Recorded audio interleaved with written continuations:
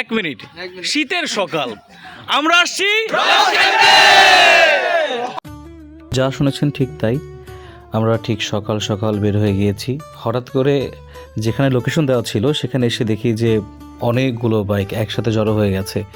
এসে তো অবাক হয়ে গেলাম। ফার্স্টে শুনেছিলাম যে মাত্র 4-5 জন যাবে, পরে দেখি যে প্রায় একটা না 2টা না 35টা বাইক একসাথে রেডি হয়েছে।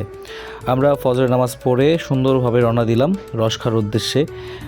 আসলে অনেক দিন পরে এত ভাই ব্রাদার একসাথে যাচ্ছি, সত্যি খুব ভালো লাগছে। কিন্তু সবাই একটু আতঙ্কে ছিল যে এতগুলো বাইক হঠাৎ করে কোথায় যাচ্ছে। ম্যাক্সিমাম মানুষ ভেবেছিল যে রাজনৈতিক কোনো বিষয় হয়তো বা, বাট আমরা তো জানি যে আমরা কোথায় যাচ্ছি। আস্তে আস্তে ভোর হয়ে গেল, আমরা যাচ্ছি তো যাচ্ছি, পথ তো চিনি না। আমাদের এক বন্ধু আকিরুল, সে আমাদের ইনভাইট করেছিল, যে করেই হোক আমাদের মিস করা যাবে না, সবাই একসাথে যাব। তাই আমরাও রওনা দিয়েছি। দেখতে দেখতে আমরা একটা কাঙ্ক্ষিত জায়গায় চলে এসেছি, অনেক দূর, প্রায় 40 কিলোমিটার পথ আসার পরে।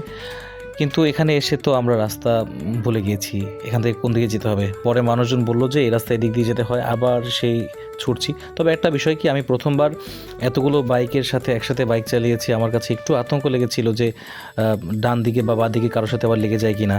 একটু সাবধানতার সাথেই বাইক চালাতে হয়, সাবধানতার সাথে তো চালাই, তারপরেও তো আমার বাইকের নাম ফোরবি, এই জন্য বেশি বদনাম হয়।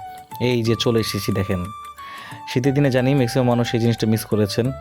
দেখেন একদম খাঁটি রস, খেজুরের রস।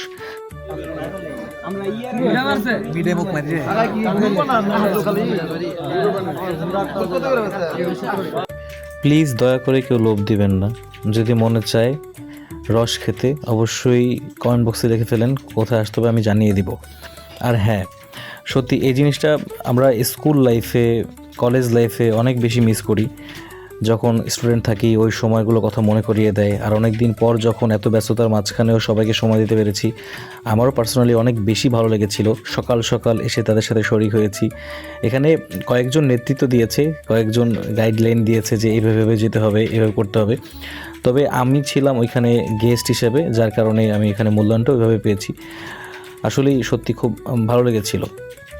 এতগুলো মানুষ একসাথে, আমি আসলে অনেক দিন পরই জড়িত হলাম। আমরা তো ম্যাক্সিমাম সময় শুটিংয়ে থাকি, অনেক সময় ব্যস্ততার খাতিরে অনেক বন্ধু বান্ধবের সাথে আড্ডা দেওয়া হয় না, সবার সাথে তেমন একটা যোগাযোগ হয় না। সেই জায়গা থেকে সত্যি সময়গুলো খুব বেশি মিস করি।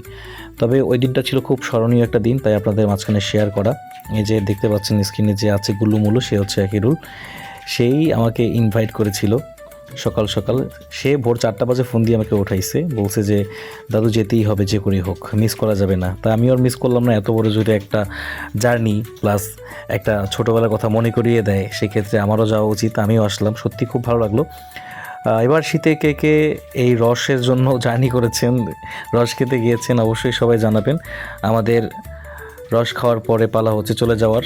তবে কিছু পোলাপান ছিল যারা একটু জোরে বাইক টানছিল, প্লাস একটু জোরে জোরে হর্ন দিতেছিল, এটা একটু বেশি, বাট ইয়াং পোলাপান তো, রক্ত গরম, কিছু করার নাই। আমি মাঝ বরাবর ছিলাম। তারপরে খানিকক্ষণ পরে এদের সাথে কারোর সাথে বিদায় নিতে পারি নাই, যেহেতু অনেক মানুষ একসাথে, সবার সাথে স্পট থেকেই বিদায় নিয়ে রওনা দিয়েছি। তারপর আস্তে আস্তে আমাদের গন্তব্যস্থলে চলে গিয়েছি। যাই হোক, সবার কেমন লাগলো আশা করি সবাই জানাবেন। আর কে কে মিস করেছেন এই শীতের রসের সময়গুলো অবশ্যই কমেন্ট সেকশনে জানাবেন। Thank you so much.